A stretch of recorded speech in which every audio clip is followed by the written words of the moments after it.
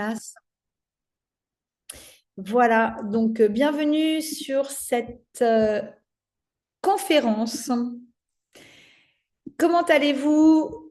Vous pouvez, voilà, utiliser le chat. Bonjour Célia. Comment allez-vous? D'où venez-vous? Est-ce qu'il fait beau chez vous aujourd'hui? On sent le printemps qui arrive. Comment vous vous sentez? Est-ce que cette conférence vous enthousiasme autant que moi? Vous pouvez me mettre des petits cœurs, des réactions, des pouces en l'air. Vous pouvez participer dans le chat. Paf, voilà, c'est la fête. On est en conférence, on est entre nous, entre mamans. Et ça, c'est chouette, ça fait vraiment du bien de se retrouver. J'adore toujours vous retrouver pour ces événements, pour ces conférences que je vous offre avec grand, grand plaisir. Nat dans le 94, eh ben, bienvenue Nat dans le 94, c'est cool. Et pour toutes les autres mamans, on va encore attendre un petit peu. Coucou Anne-Lise, bienvenue ici. On va encore attendre 1 ou 2 minutes. Dans le 74, ah. Alors iPhone, si tu peux donner ton prénom du coup, parce que je vais pas t'appeler iPhone. Hein. En tout cas, c'est sympa d'être sur le téléphone, de prendre votre temps. Ça, c'est chouette. Ah, le 06, ah, là-bas, j'imagine, Célia, magnifique, temps printanier. Bonjour, Hélène. Ah, j'adore, c'est mon troisième prénom. C'était une de mes grand-mères qui s'appelait Hélène. Donc, voilà, c'est un très joli prénom. Le 38, Cécile. Ah bien, on a vraiment de tous les 4 coins de la France. C'est cool. Voilà, aujourd'hui, est-ce qu'on a des Luxembourgeois, des Belges, des Suisses? Des fois, on a des Suissesses, des personnes d'un peu plus loin. Alors, des fois, Martinique, Guadeloupe, là, c'est pas forcément l'heure. Facile. Enfin bref, voilà, j'ai divagué. En tout cas, merci d'être là. Je pense que, euh, je pense que vous avez toutes vu le thème de notre conférence du jour. Donc, j'ai décidé d'aborder la fatigue, donc l'épuisement maternel. Et pourquoi, enfin, je veux aborder le fait d'être épuisé, lié notamment aux crises, négociations, culpabilité, etc., tout ce qu'on peut vivre au quotidien. Et j'ai envie de vous parler, enfin, je n'ai pas envie, je vais vous parler de qui l'on est, de quels sont les pièges naturels dans lesquels on tombe et de comment on peut pivoter sa posture par rapport à ça. Donc, j'espère que vous allez vous régaler de ce que je vais vous proposer euh, aujourd'hui. Alors, voilà, je vais mettre le chat. Donc, comment ça se passe? Du coup, si vous avez des questions, vous pouvez me les poser dans le chat. Soit j'arrive à les voir pendant la conférence, mais comme vous me connaissez déjà un peu toutes, vous savez que je peux être perturbée. Donc, ça va dépendre. À des moments, je vais me laisser aller, je vais me laisser perturber, je vais aller regarder. Je vous propose donc la conférence. Si vous avez envie, vous pouvez laisser des questions dans le chat. Et puis à la fin, on se fera une petite session de questions-réponses de 5-10 minutes en fonction de votre besoin. Donc là, je répondrai précisément à vos questions dans le chat. Et si vous voulez, on pourra aussi ouvrir des micros. Ça ne me pose pas de problème et durant la conférence, c'est mieux que micro et caméra soient éteintes. C'est plus facile pour moi, moins perturbant. Voilà. Donc, c'est parti. 12h36 pour cette conférence live sur crise, négociation, culpabilité. Pourquoi tu finis toujours épuisé? Ce que je veux vous dire dans un premier temps, c'est que je sais exactement où vous en êtes, quelles sont vos journées, parce que pour celles peut-être qui me voient pour la première fois, en tout cas en conférence, qui ont déjà suivi sur les réseaux, qui m'entendent répondre dans le chat de WhatsApp, je vis la même chose que vous, n'est-ce pas? J'ai 2 enfants, enfin, c'est des ados maintenant, donc je vais dire 2 ados neuroatypiques. On a du TDAH, on a des troubles 10, on a du TOP. Voilà, on a un petit panel de choses sympathiques. Ça vient jamais tout seul, hein, un TDAH, vous le savez. Donc, je connais ces journées, je sais ce qu'on se dit, je sais ce qu'on se raconte au quotidien. Et il y a un mot, enfin deux mots plutôt, qu'on répète en boucle, que j'entends en boucle, que je répétais en boucle, c'est compliqué. En fait, on termine souvent nos journées, on est épuisé parce qu'on a géré, que ce soit des crises, que ce soit des négociations, que ce soit des conflits, que ce soit les autres, l'école ou que sais-je. Et donc, il y a vraiment ce mot qui revient tout le temps, c'est compliqué, je ne sais plus quoi faire, euh, je suis épuisée, je n'en peux plus. Et en fait, on perd les pédales, on est tout le temps dans un perpétuel marasme, dans un perpétuel euh, euh, qu'est-ce que je pourrais dire? Chamboulement, voilà, chamboulement interne. On est tout le temps chamboulé. Et en fait, quand on est chamboulé, ça nous épuise. On est tout le temps en quête de solutions, en quête d'aide, comment je peux aider, pourquoi il souffre, ou elle souffre, etc., etc. Donc, on a un sentiment permanent. Et ça, je pense que vous n'allez pas me contredire de devoir gérer quelque chose. On se sent tout le temps dans la gestion de quelque chose. Donc, la gestion des crises, la gestion des écrans, la gestion des devoirs, la gestion des émotions, la gestion des négociations, des disputes entre nous, dans la fratrie, avec les autres, et aussi rien que la gestion de la relation pure avec tout le monde, en fait. Donc ça, je ne peux pas vous mentir, c'est effectivement réel, hein. On n'est pas là pour se raconter des histoires. Je suis pas là pour vous vendre des recettes miracles. C'est pas du tout ça. Je suis là pour vous éveiller vos consciences, pour vous faire prendre de la hauteur par rapport à ce que vous vivez, pour pouvoir en fait aborder la bonne posture. Donc forcément, en fin de journée, n'est-ce pas, on est vidé, on se sent pas bien, on est complètement à la ramasse et on a envie que ça cesse. Et en même temps, on est toujours en train de chercher des solutions, des solutions, des solutions. Des fois, on en a marre. Des fois, on se dit qu'on n'est pas des bonnes mères. Des fois, on se dit que qu'est-ce qu'on a fait pour mériter ça, comment c'est possible qu'on n'y arrive pas. Vous voyez, on a vraiment, vraiment beaucoup de questionnements qui viennent nous chahuter. Et ces questionnements, en plus de ce qu'on a, parce que il faut être très, très clair, on élève des enfants qui ont des troubles du neurodéveloppement. Donc, oui, ce sont des enfants qui ont des émotions plus intenses, des personnalités plus intenses, de la frustration, n'est-ce pas, plus forte, la régulation ou la dysrégulation qui est plus lente. Donc, on a de l'émotion plus forte et de la régulation plus lente. Donc, en fait, tout est tout est tiré ou vers le haut ou vers le bas. Et donc, trouver de la régulation et arriver à tout stabiliser, c'est pas simple. Et il y a une réelle fatigue parentale. On est réellement fatigué quand on est parent d'enfants neuroatypiques, euh, liés à tous ces événements qui viennent se télescoper tout le temps. Donc, oui, c'est difficile, effectivement, ou en tout cas, c'est plus difficile que pour d'autres, mais il faut apprendre ou comprendre qu'on peut éviter des pièges. Je vais vous expliquer en fait ce en quoi on est aussi en partie responsable de notre propre fatigue. Ça va pour vous, ce démarrage? Vous voyez en fait comment... enfin, vous vous sentez sans doute très concerné par ce que je dis, n'est-ce pas? Parce que c'est ce que vous vivez et tout ce vocabulaire que j'employais moi aussi, je sais que vous l'employez également, parce que j'ai quand même beaucoup de contacts avec vous. Donc, il y a deux pièges principaux dans lesquels on tombe hyper naturellement. Le premier piège, en fait, c'est la lutte permanente qui s'installe dans la relation, la lutte de pouvoir.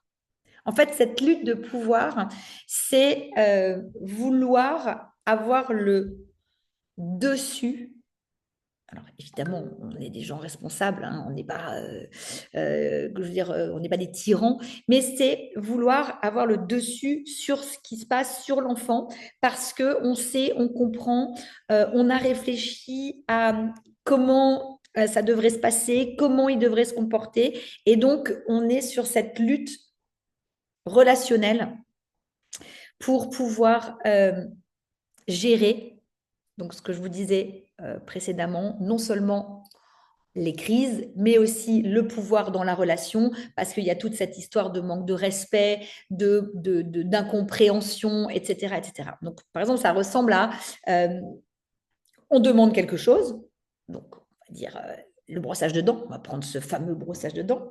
Donc, l'enfant résiste, pas, puisqu'on a des enfants qui sont dans la résistance parce que passer d'une tâche à l'autre, être naturellement, la flexibilité cognitive n'existe pas. Elle est assez, enfin en tout cas, elle est plus rigide. Donc il y a une flexibilité cognitive qui est faible. Donc il y a une résistance. On explique, on a notre méthodologie, on explique, ça a l'air clair, simple, tu peux le faire, etc., etc. Il refuse. On négocie, vous savez, c'est cette phrase toujours, mais oui, mais j'en ai marre, ça vous épuise d'être en négociation constante parce que vous ne comprenez pas réellement ce qui se joue à l'intérieur de votre enfant et donc vous voulez être dans cette lutte de pouvoir. Donc, c'est la négociation, donc cette fameuse négociation qui n'est pas comprise. Il argumente, on réinsiste, il explose. Vous voyez le schéma. Et petit à petit, en fait, notre parentalité, ça devient une succession de rapports de force, de négociations et de discussions sans fin. Ça, c'est exactement le piège dans lequel il ne faut pas tomber. Et c'est tout, hein, moi inclus, j'ai pataugé dans ce piège pendant des années et des années. Parce que la question qu'on se finit par se poser, c'est pourquoi il ne m'écoute pas? Donc, pourquoi il ne m'écoute pas? Pourquoi tu ne m'écoutes pas? Pourquoi tu ne fais pas ce que je dis? Pourquoi? Tous ces pourquoi qui ne servent à rien. Parce qu'en fait, on n'a pas regardé la bonne chose, on n'a pas utilisé le bon levier, que ce soit avec lui, que ce soit de compréhension. Et là, en fait, c'est une partie de la fatigue que l'on porte, qu'on pourrait, en fait, dont on pourrait s'exonérer.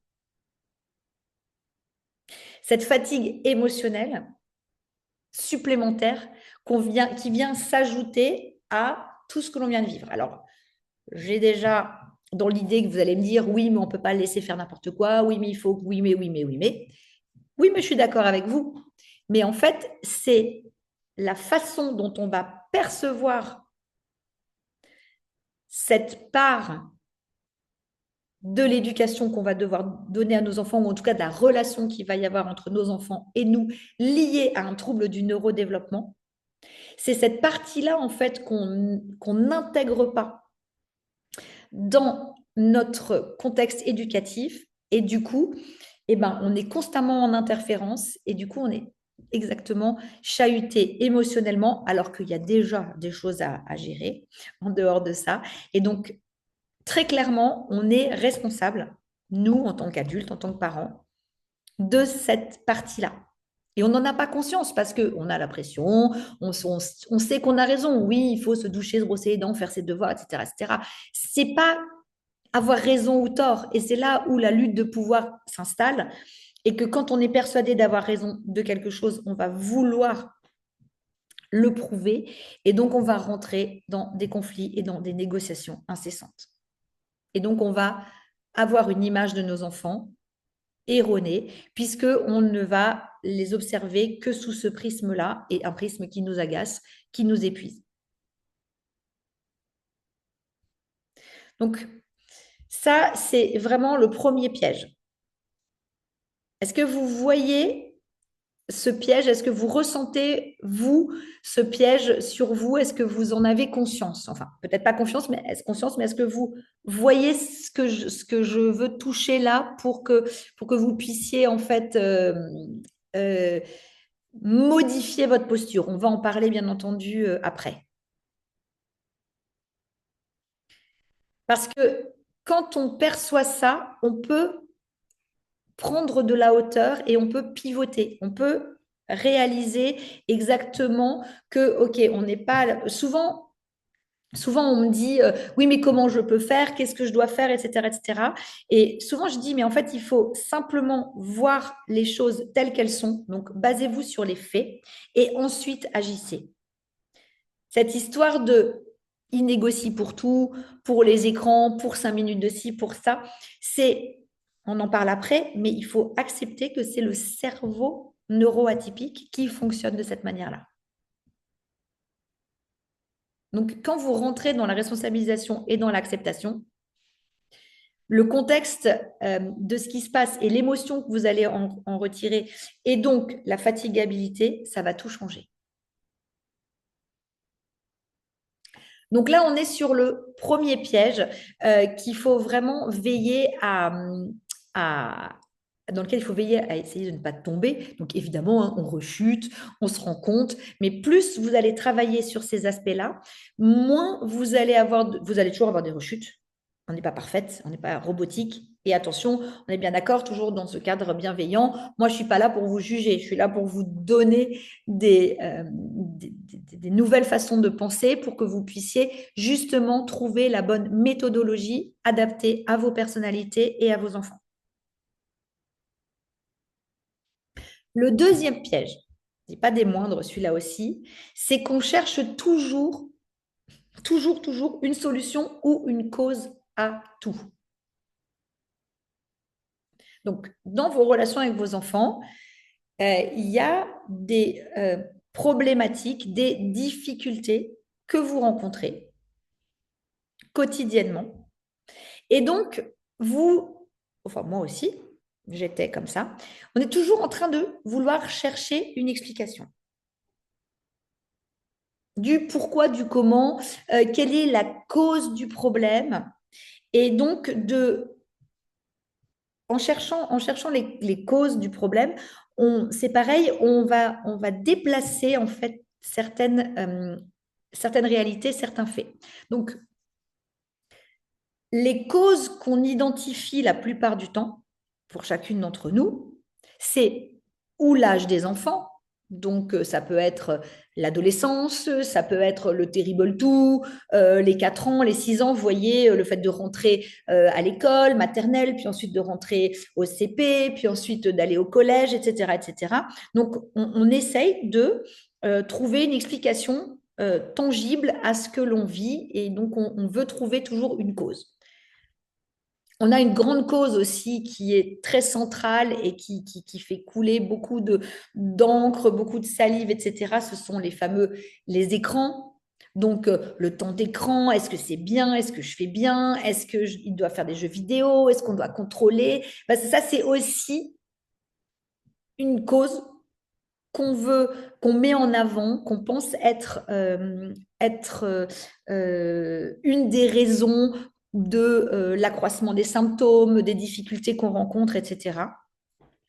On a les causes qui seraient l'école, donc les difficultés scolaires, les devoirs, toute cette problématique d'école qui viennent nous percuter, donc notre enfant qui n'est pas à sa place, qui a des difficultés à s'intégrer, vous voyez, donc on essaye toujours d'avoir des causes. On a l'opposition, donc il est opposant, donc c'est la cause de mes difficultés relationnelles, c'est l'opposition, il est jamais d'accord, il ne fait jamais ce que je lui demande, on est toujours en retard, il y a toujours des difficultés, etc., etc. Vous avez aussi les problèmes de volonté, donc il sait, je lui ai expliqué, il doit comprendre qu'il faut avoir tel comportement sur telles actions, comme ça il y aura pas de mauvaises conséquences pour lui. Donc c'est ça de volonté, d'effort, c'est la faute à l'effort, il fait pas assez d'efforts, il n'est pas assez de bonne volonté, on fait tout pour lui, etc., etc. Donc, c'est la cause, c'est l'enfant lui-même qui est suffisamment, selon nous, intelligent, compréhensif et à qui on explique bien, parce que la plupart du temps, vous êtes des super mamans, vous voyez exactement ce qu'il faut faire, comment il faut le faire, etc. Et donc, si ça ne fonctionne pas, c'est à cause de quelque chose. Donc, vous allez ou supprimer les écrans, ou faire des contrats avec l'école, ou être à fond sur vos enfants parce qu'il faut absolument que l'école, ça fonctionne, parce que si jamais l'école ne fonctionne pas, sa vie est foutue. Alors, on est au CP ou même en sixième et on se retrouve, oui, mais s'il a des mauvais comportements en tant qu'ado et si il a des conflits avec l'école, etc. Vous voyez, on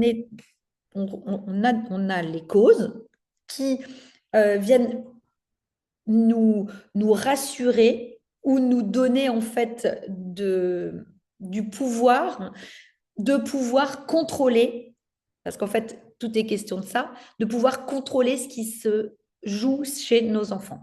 Et donc, ce contrôle nous amène de l'assurance à nous, nous donne en fait une forme de réassurance, mais en même temps, notre système nerveux, il est complètement impacté par ça, parce que de toute façon, à partir du moment où nos enfants ils ne sont pas sous notre joug et que dans tous les cas, ils vont faire, des guillemets, ce qu'ils veulent, ça va venir impacter notre système relationnel, notre système émotionnel, et ça va recréer de la fatigue supplémentaire.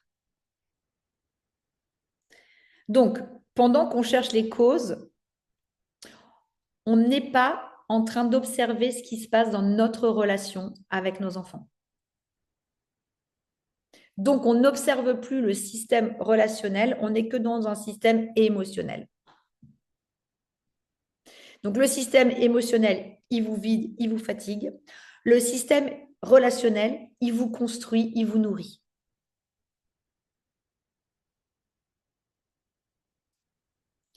Donc, quand on est dans un système de compréhension des causes ou de chercher à savoir pourquoi l'enfant résiste, pourquoi il insiste, etc., etc., donc on est dans un rôle où l'enfant résiste, le parent insiste, la tension monte, la relation s'use et en fait, on s'épuise. On n'est plus en fait dans une dynamique qui est relationnelle. Comprenez bien que ces deux pièges, ils vous empêchent de rentrer dans la relation, de nourrir la relation avec votre enfant. La plupart du temps, et c'est toujours la même chose, on le fait avec beaucoup d'amour. C'est pas une question de je suis pas assez bien si vous faites ça, évidemment, ou que vous n'aimez plus vos enfants. Parce que souvent, des fois, j'entends ça, mais ça vous éloigne en fait relationnellement. Mais bien évidemment, on fait ça parce qu'on aime nos enfants.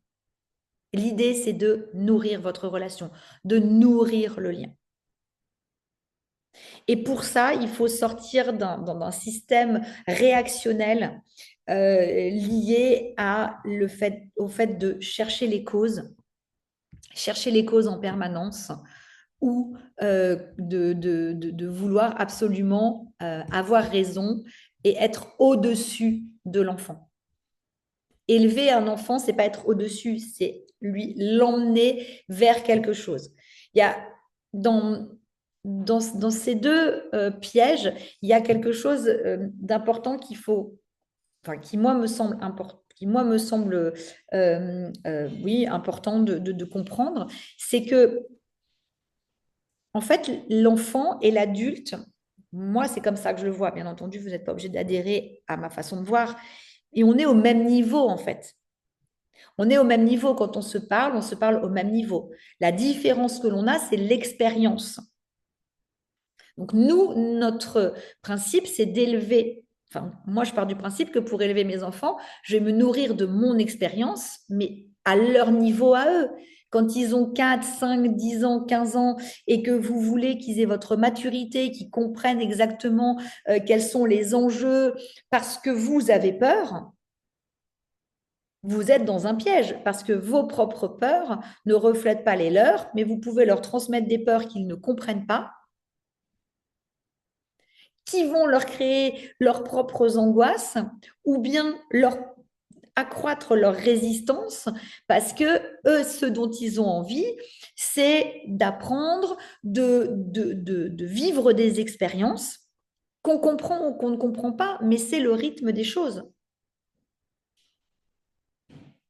Donc, si vous êtes constamment à vous dire que votre enfant s'oppose, négocie, que ça vous enquiquine, vous n'êtes pas dans une posture à vous dire, OK, je vais comprendre le pourquoi du comment et je vais trouver des stratégies pour nourrir ça. Si vous êtes juste dans l'attente que les choses se passent bien, comme vous en avez envie, parce que ça vous soulagerait, ça vous créerait moins de fatigue, ce que je comprends, bien entendu, eh bien, vous attendez quelque chose que vous ne recevrez pas. Vos enfants ont des cerveaux neuroatypiques qu'il faut apprendre à façonner. Vous avez une responsabilité en tant que parent, tous les parents ont des responsabilités, et là, c'est celle d'accompagner vos enfants dans cette compréhension. Et plus il y a une compréhension mutuelle, plus il y a une confiance mutuelle, plus là, vous allez obtenir des choses et avoir moins de résistance. Et c'est pas parce que vous avez lâché des choses, c'est parce que vous ne vous mettez plus en position de je suis supérieur à mon enfant parce que j'ai l'expérience, parce que je sais, parce que je suis le parent. Et donc, s'il respecte l'intégralité de ce que je pense, moi, eh ben, ça va fonctionner. Alors, vous l'avez remarqué, ça ne fonctionne pas. Et en plus, ça vous épuise.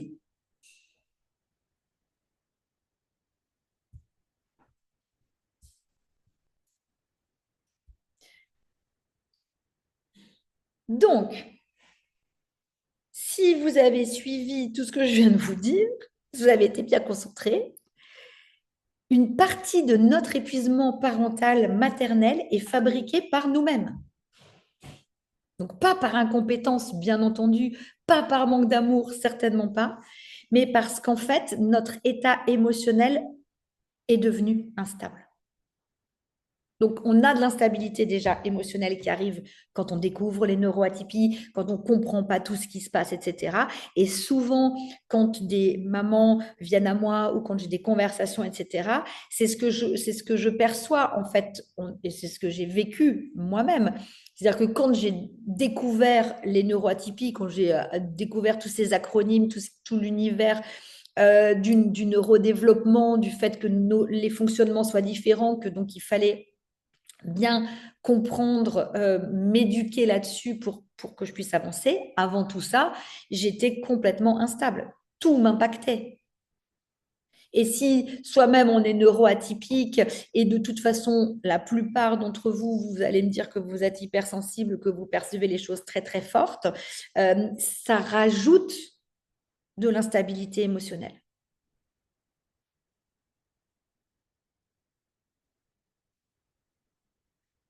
Et c'est vrai, on ressent très fréquemment la colère, la peur, la frustration, l'impuissance. On est dans des situations. Là, récemment, il y avait des personnes qui. J'ai eu plusieurs mamans. Par exemple, je me trouve moche, je m'aime pas avec mes lunettes, ou je comprends pas, je suis hyper gentille, il y a personne qui m'aime, donc on est là, nos enfants se disent, oh là là, mais personne les aime, il y a des conflits avec des profs qui vont insister, qui vont envoyer des observations tout le temps aux parents. Alors ça, c'est quelque chose, moi, qui m'insupporte aujourd'hui, c'est-à-dire que à l'école, aujourd'hui, nous, parents, on sait tout ce qui se passe à l'école. Le moindre petit doigt levé, le moindre fou rire, la moindre chose. Enfin, il y a des fois, je me dis, non, mais c'est pas possible. Il a fait le clown, il a fait le pitre, enfin, il a fait rire la galerie. Oui, ben voilà, il a de l'humour. C'est pas obligé de me le dire. On va régler ça. Non, non. Enfin, on en fait des montagnes et nous, parents, on vient nous dire tout le détail de ce qu'ont fait nos enfants. Enfin, c'est comme si nous, on balançait tout le détail de ce qu'on vit à l'école. Je veux dire, ça n'a pas de sens. Mais nous, en fait, on le prend comme quelque chose de très important qui nous impacte. Il faut qu'on corrige nos enfants par rapport à ça. Et donc, en fait, on a une perception des choses qui est totalement faussée. on ne regarde plus les situations de façon réaliste, on est complètement perturbé par tout ça. Et quand on a une vision réaliste, irréaliste des situations, en fait, on prend tout mal, on perçoit tout beaucoup plus mal. Donc la résistance, on prend ça comme un défi constant de notre autorité, alors que, on va en parler après, mais le mode de fonctionnement est comme ça. Il est en résistance. Donc il faut qu'on trouve autre chose que juste imaginer qu'il nous défie juste pour nous défier. Que le refus, c'est un manque de respect. Le manque de respect, c'est vraiment quelque chose qui revient constamment, constamment, constamment. Mais pourquoi cette limite, le manque de respect, etc., etc. Et puis, chaque crise qu'il peut y avoir ou chaque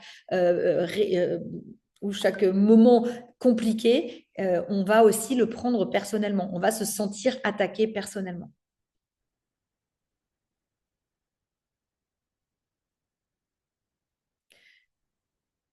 Il faut toujours garder en tête, attention, nos enfants et les personnalités neuroatypiques ne sont pas définis par leur neuroatypie. Elles ont une personnalité. Mais malgré tout, donc la définition, c'est pas je suis TDAH, c'est j'ai un fonctionnement neurologique différent. Le fonctionnement neurologique est différent. Donc forcément, les réactions sont différentes, donc forcément, les défis sont différents. Donc forcément, donc on ne peut pas vouloir faire rentrer dans la case au prétexte qu'on a compris comment il faudrait faire. Un cerveau, donc là on parle précisément des enfants et des adolescents, un cerveau qui est en mutation, en construction, neurologiquement différent et donc qui a des bases qui ne sont pas les mêmes.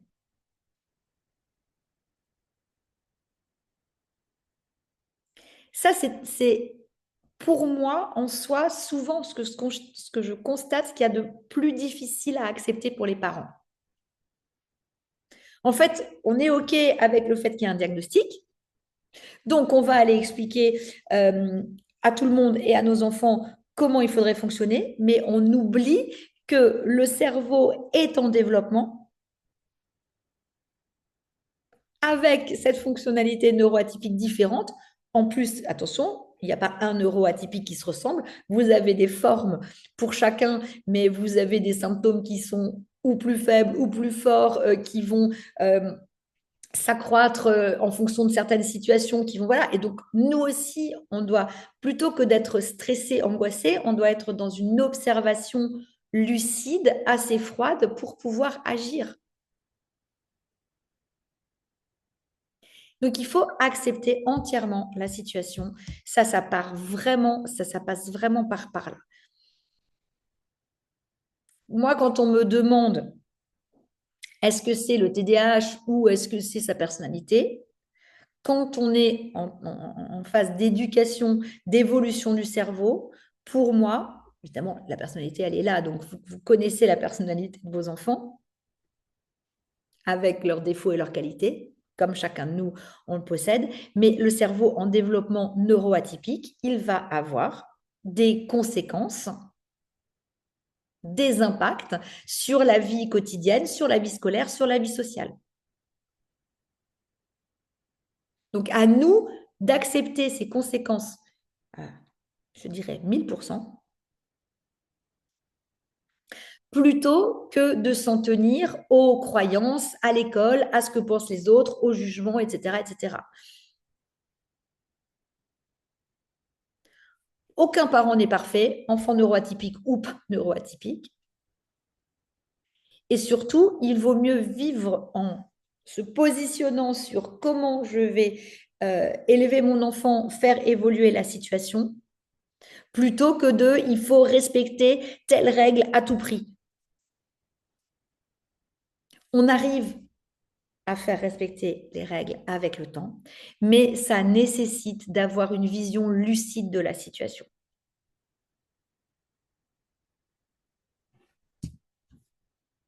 C'est OK pour vous, toujours? Tout va bien? Vous êtes avec moi? Des petits cœurs, des pouces en l'air, dites-moi tout. Ça vous plaît? Non, Génial. On va...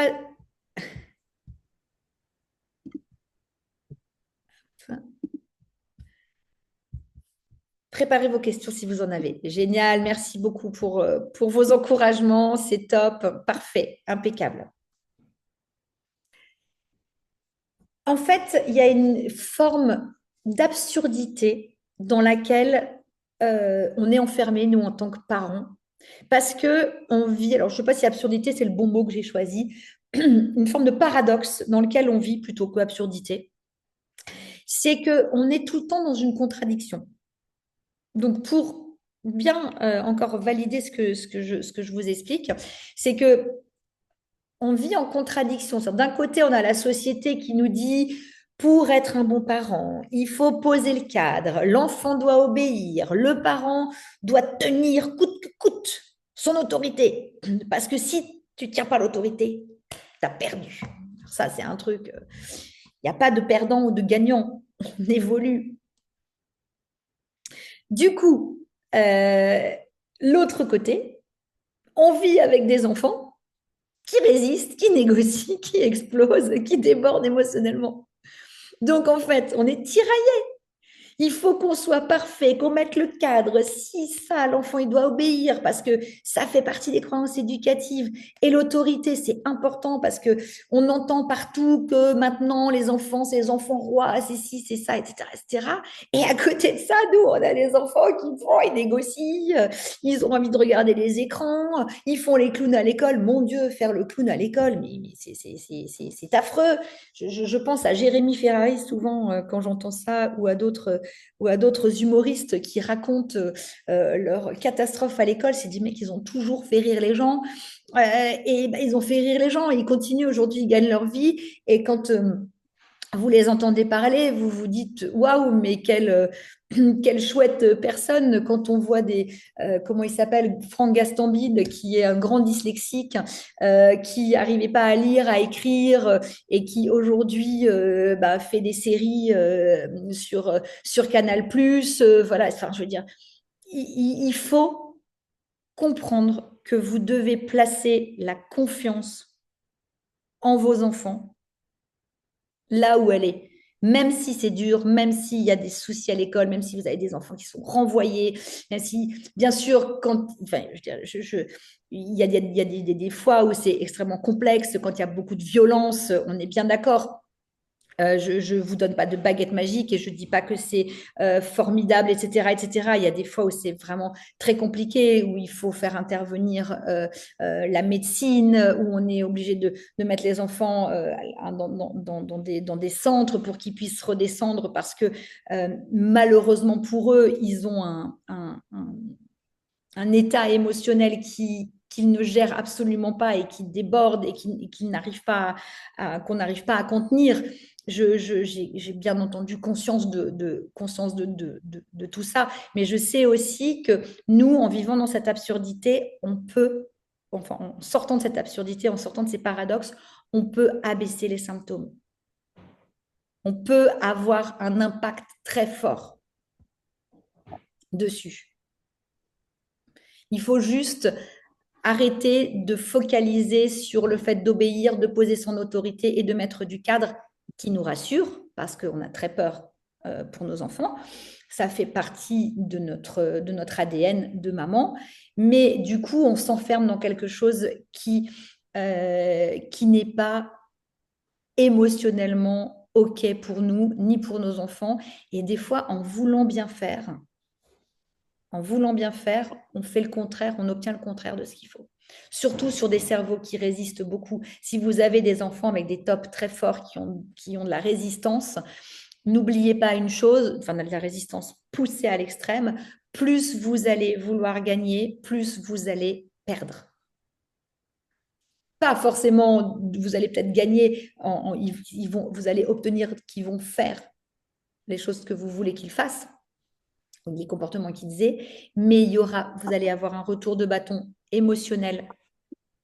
Ça va vous fatiguer et surtout, ça n'empêchera pas que ça recommence. Et ce n'est pas que votre enfant est idiot, ce n'est pas que votre enfant ne comprend pas, c'est que pour l'instant, son cerveau est câblé très fort comme ça, et que plus vous allez appuyer sur le fait de la résistance, plus vous allez déclencher, déclencher, déclencher, déclencher.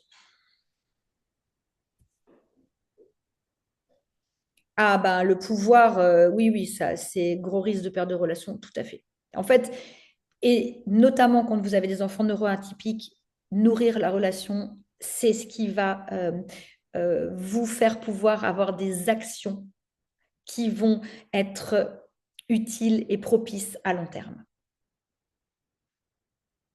Donc, nourrir la relation, comprendre comment on doit jauger. Alors oui, c'est un jeu comment dirais-je, d'ajustement constant, mais c'est beaucoup moins fatigant d'ajuster, je vous assure. Ça n'empêche pas la fatigue, on a de la fatigue et on a notre cerveau qui fonctionne quand même assez fort pour pouvoir avancer. Mais c'est mieux d'ajuster, de réguler, de régler que de vouloir à tout prix gagner, combattre, faire comprendre.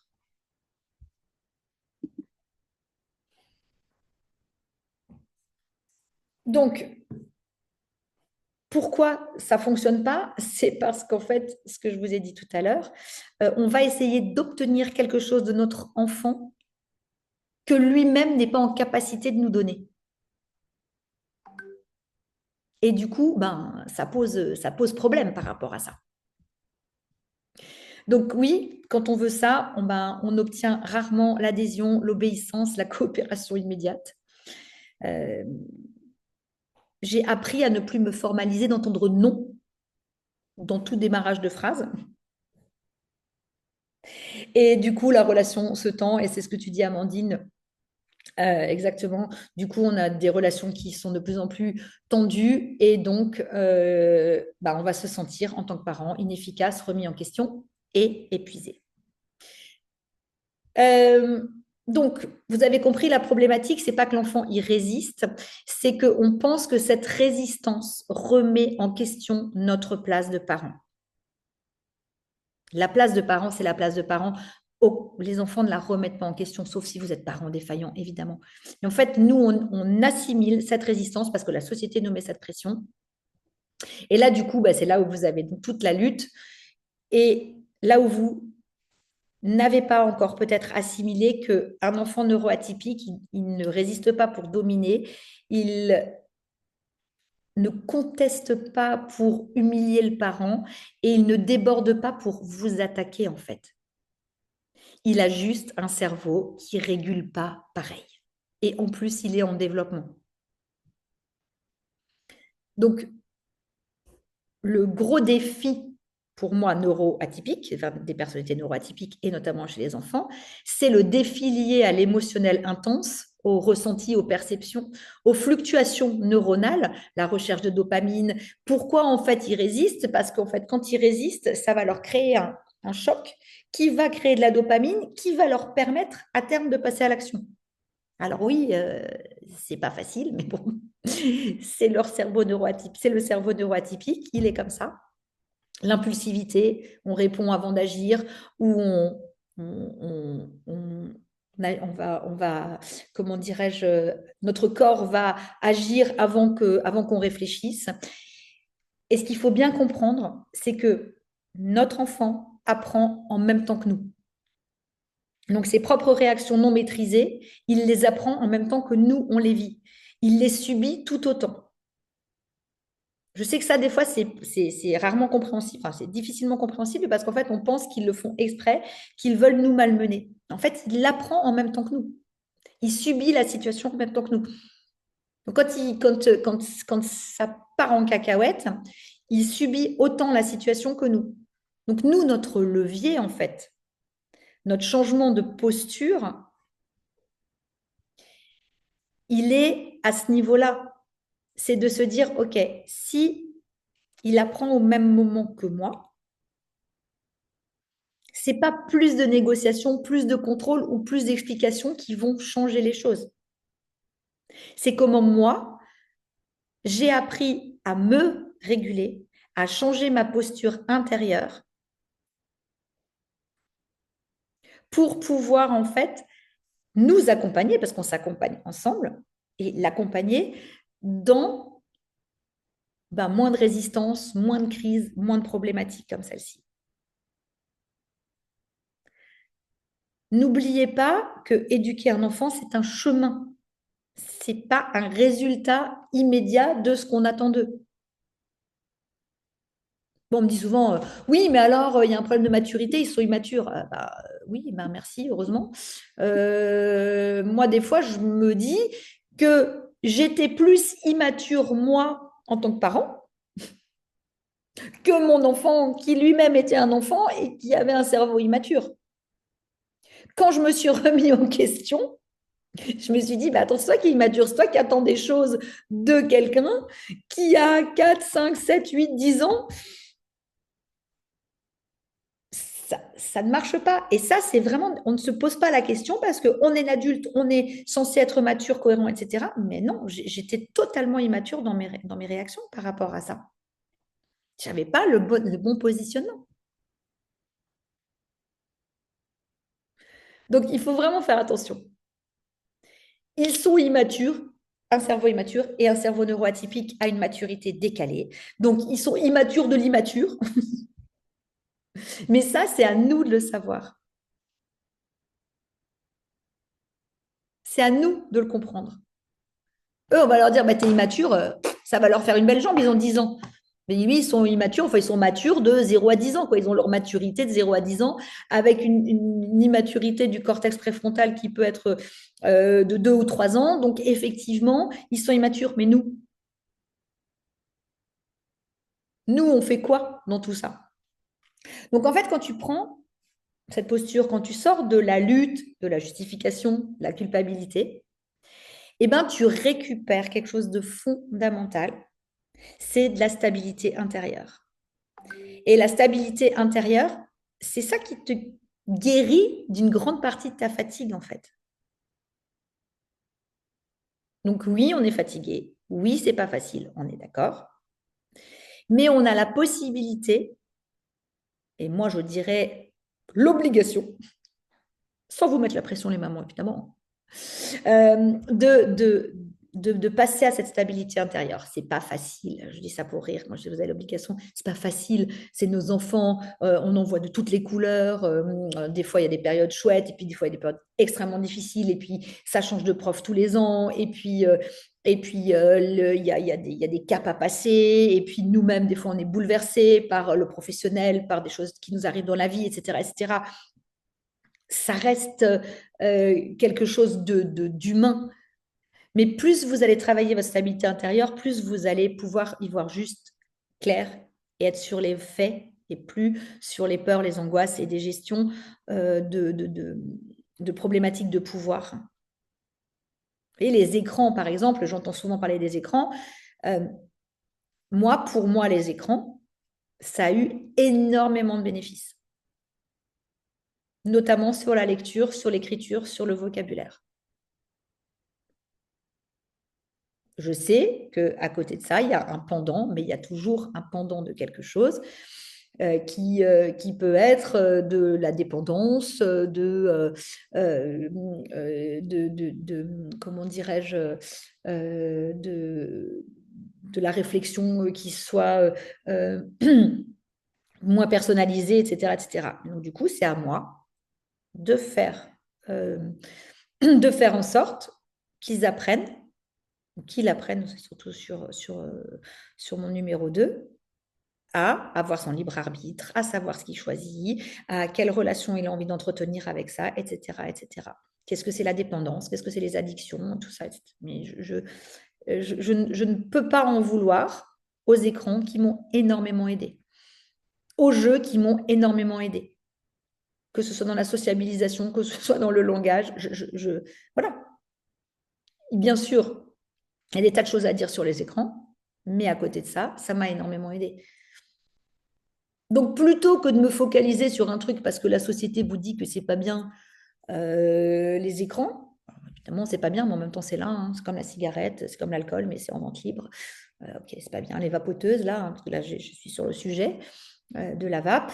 Donc, oui, c'est pas bien, mais c'est là. Donc, je fais quoi? J'interdis, j'annule, j'avise. J'avise, j'essaie d'être clair, le plus clair possible par rapport à ça. Parce que c'est la stabilité de votre stabilité, votre force intérieure qui va sécuriser votre enfant, qui va vous sécuriser vous et qui va sécuriser votre enfant. Vous allez gagner beaucoup plus de parts de marché, croyez-moi. Avec plaisir, Charline. Vous gagnerez beaucoup plus de parts de marché que qu'en étant dans votre dynamique d'instabilité parce que vous pensez qu'il faut que, on vous a dit que, et parce que votre enfant vous résiste et qu'il n'est pas dans le cadre et parce qu'il me cherche, et voilà, voilà.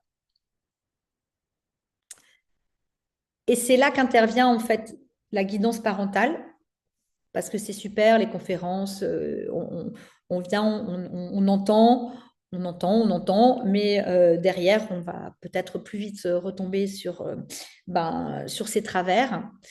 Et la guidance parentale, elle agit vraiment pas uniquement sur le comportement de l'enfant, c'est l'effet qui se coule, mais elle va travailler sur la compréhension du fonctionnement neurologique, la lecture dynamique, des dynamiques relationnelles, pardon, et la posture parentale.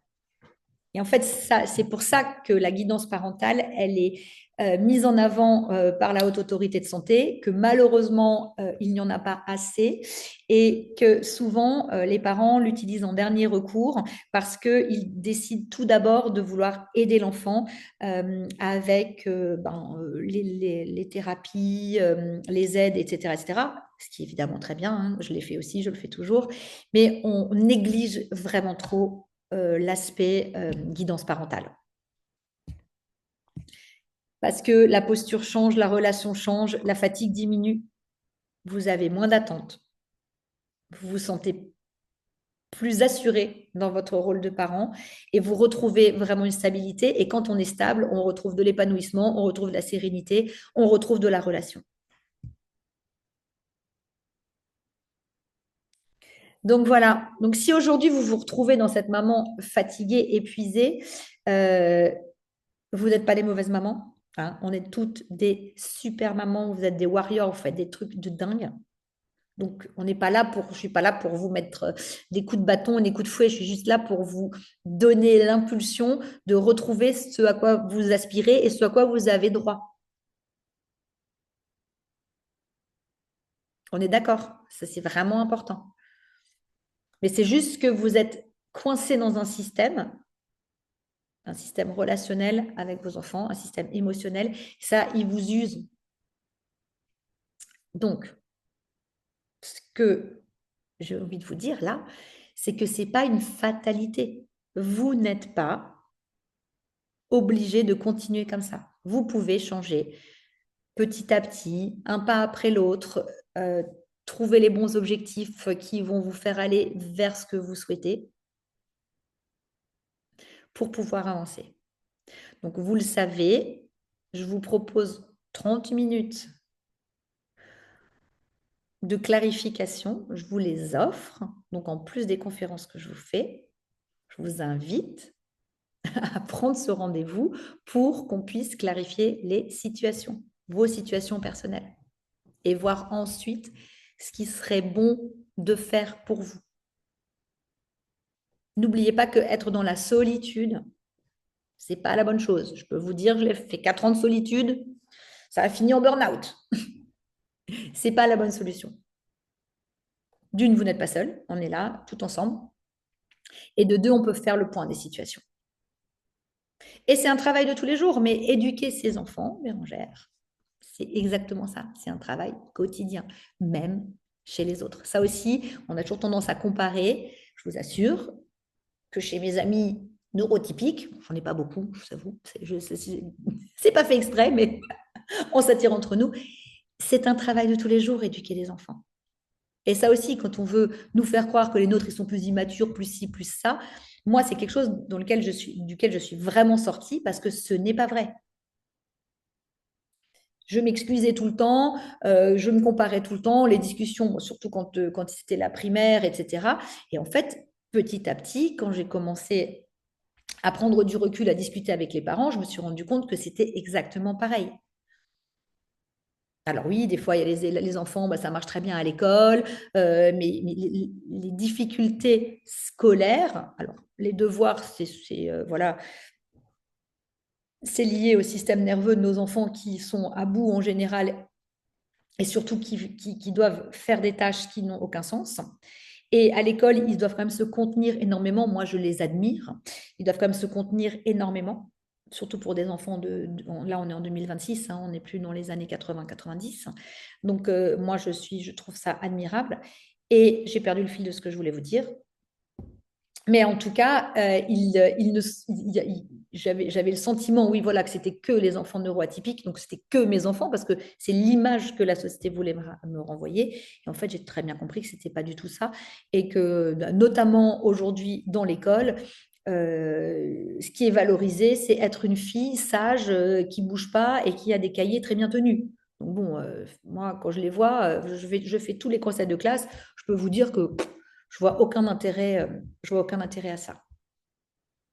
Donc n'oubliez pas une chose, c'est que le problème, c'est pas les crises, les négociations, les résistances, tout ce dont on a parlé avant. Le problème, c'est l'état d'épuisement dans lequel tu te trouves et qui impacte la relation. Et surtout, surtout que ce n'est pas une fatalité. Ça, c'est vraiment quand j'ai compris que c'était pas une fatalité, parce que j'en étais intimement convaincue, quand j'ai compris que c'était pas une fatalité, j'ai vraiment, vraiment compris que je pouvais avoir un levier pour pouvoir avancer dans la situation que je vivais. Et du coup, j'ai avancé petit à petit jusqu'à retrouver la sérénité de l'épanouissement et en fait des solutions.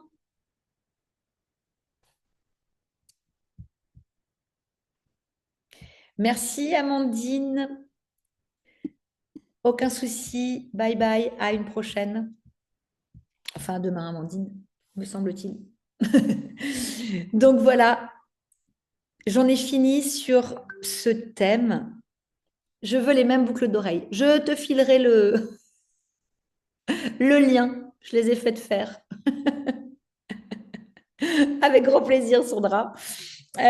Pour moi aussi. Et la girafe. Ah, la girafe, elle est à moi, celle-là. La girafe porte bonheur. Donc voilà, du coup, merci pour votre présence, pour votre écoute. Avez-vous des questions euh, précisément sur le sujet? Dites-moi si vous avez aimé ou pas. Vous pouvez donc me mettre des pouces, des cœurs, voilà. Moi, j'aime toujours partager ces moments avec vous. C'est très fort, c'est très puissant, je pense, et le live est vraiment puissant. Ah oui, pour celles qui ne l'ont pas pris encore, alors attendez voir, je peux vous mettre le lien. Après, vous le retrouvez dans le groupe. Tac, tac, tac, si c'est là. Le lien pour la prise de rendez-vous Calendly, des évidences. Mais tout à fait, en fait, ce qui est dingue, c'est qu'on sait intellectuellement. Là, c'est pour les mamans qui voudraient prendre hop, un petit rendez-vous avec moi. N'hésitez pas, franchement, c'est offert, on fait de la clarification. J'ai rien à vous vendre, c'est vraiment, on s'en occupe. Enfin, j'ai un programme, mais là, en l'occurrence, j'ai rien à vendre. C'est vraiment pour clarifier. Je pense que c'est une des premières questions à se poser, c'est la clarification. Comment faire quand son enfant met 30 minutes pour se laver les dents? Eh bien, l'accepter. Moi, il met à peu près 30 minutes pour se laver les dents. Je sais que c'est pas simple, mais on ne peut qu'accepter en fait. Son cerveau est câblé comme ça. Pour l'instant, il met 30 minutes pour se laver les dents. Donc, tu pourrais éventuellement lui dire, écoute, on pourrait passer de 30 à 25 minutes, essayer d'avoir des paliers. Et c'est déjà bien qu'il le fasse. Exactement. Je suis assez d'accord avec cette remarque. Et mettre des paliers, mais en soi, c'est 30 minutes, c'est 30 minutes. C'est comme le coucher, c'est comme les rituels. En fait, là, tu vois, ta question, elle est câblée sur la lutte sur quelque chose. En gros, pour toi, le brossage de dents, ça doit durer 5 minutes. Donc, comme dans ta tête, ça doit durer 5 minutes, puisque soit ça te fait perdre du temps, ça te fatigue. Effectivement, hein, les couchers, c'est pas simple, les mécanismes de brossage de dents, parce que ils doivent passer d'une tâche où soit déjà ils sont un peu fatigués, ou alors ils ont regardé la télé, ou ils regardent un écran, ou je ne sais pas, je ne sais pas quoi, ou ils écoutent de la musique. Voilà, moi, je sais pas. Il y a des moments où j'ai même dû brosser les dents. Je veux dire, pendant un an au moins, j'ai moi-même brossé les dents le soir. C'était moi qui devais le faire. Et ça joue, on joue avec les portes, donc il fallait que j'arrive à discuter, à s'asseoir, à faire. Enfin, c'est tout un beans. C'était compliqué, mais ça faisait partie d'un rituel qu'il avait mis en place et qui aussi le rassurait et faisait que finalement mes nuits étaient pas si mal que ça. J'ai pas, la nuit se passait bien. J'avais pas de réveil intempestif, etc. Parce que j'avais compris que quand on faisait ce rituel, alors il y avait les routines et dans les routines, il fallait s'adapter à l'enfant. Voilà. Et donc, si c'est 30 minutes, c'est 30 minutes. J'ai pas je peux pas te dire, ben, tu peux faire ça, ça, ça et ça. Tu peux tester des choses. Mais si lui, déjà, je crois que tu m'en avais déjà parlé, si lui, déjà, il sait qu'il va écouter sa musique, il fait ci, il fait ça, sachant qu'il n'y a pas de flexibilité cognitive, il va avoir besoin de ces 30 minutes. Donc, tu auras beau lutter, dire que ça sert à rien, c'est long, je suis pas nana, tu vas, toi, en fait, te mettre dans une position de lutte interne qui va t'épuiser. Je vis vraiment ce que vous décrivez. L'émotionnel a pris beaucoup de place dans ma posture et je n'avance plus. C'est dur, j'ai l'impression de la société. Grâce à vous, je me rends compte que je dois lâcher prise. Exactement. Et prends un rendez-vous. On en parle ensemble, Cécile. Parce qu'en fait, c'est une fatigue. Et pour en sortir, il faut travailler. Il faut travailler sa posture. C'est vraiment une modification de tout ce qu'on a mis en place durant toutes ces années. Et ça, il faut vraiment le comprendre, l'intégrer. Souvent, on dit, ah oui, oui, oui, c'est bien, ah oui, tu as raison, ah oui, machin, etc. Et puis, bam, le soir arrive et on est reparti. Et donc, c'est ça qu'il faut s'exercer, il faut des outils, il faut s'outiller, etc., etc., pour petit à petit faire le chemin. N'est-ce pas, Laetitia? On est en plein dedans. Donc voilà, mais c'est génial parce que rien que déjà d'avoir la prise de conscience, je crois que c'est... ah non, c'est Hélène, la prise de conscience de ça, de comprendre qu'en fait on est fatigué, que cette fatigue, elle vient s'ajouter à celle qu'on vit déjà, c'est vraiment déjà une pause, une respiration dans ce qu'on vit. Donc bravo. C'est sûr qu'il faut travailler sur soi-même avant de demander avant de changer. Il faut déconstruire. Exactement. La plupart du temps, on ne fait pas cette démarche. C'est-à-dire qu'on estime que nous, on est à la bonne place et qu'on sait parce qu'on est les adultes. Donc, on ne déconstruit pas. Et en fait, l'enfant, il nous imite. Donc, si vous, vous êtes dans un état émotionnel qui est, qui est lui-même instable, vous ne pouvez pas demander à votre enfant qu'il ait un état émotionnel stable. On est la boussole. On est le GPS. Et vous aurez beau expliquer, parler, parlementer, déjà au bout de 3 phrases, ils ne vous entendent plus. Ils sont perdus dans vos... ou ils se sont arrêtés sur un truc que vous avez dit qui les a fait penser à quelque chose d'autre. Donc, ils vous imitent. Donc, très bien. Merci beaucoup. Si quelqu'un a encore une question, envie de dire quelque chose, sinon, nous allons clôturer ce moment passé ensemble qui, je l'espère, vous a vraiment apporté une nouvelle clé qui va vous aider à vivre encore plus fort votre vie de maman. Je vous mets un petit cœur aussi, Un petit cœur et des flammes. On va mettre des flammes. Ouais, on est des super mamans. Ouh. Voilà, je suis en pleine forme ce vendredi. Je vous embrasse toutes bien fort. Je vous dis, hop, ah mais c'est celui-là, là, il y a les cœurs. Je vous dis à bientôt pour une prochaine conférence et n'oubliez pas, ne vous laissez pas piéger par votre propre envie d'être une super maman et de vouloir à tout prix gagner. Soyez beaucoup plus à l'écoute de ce qui se passe et vous gagnerez bien plus que ce que vous ne pensez. À bientôt!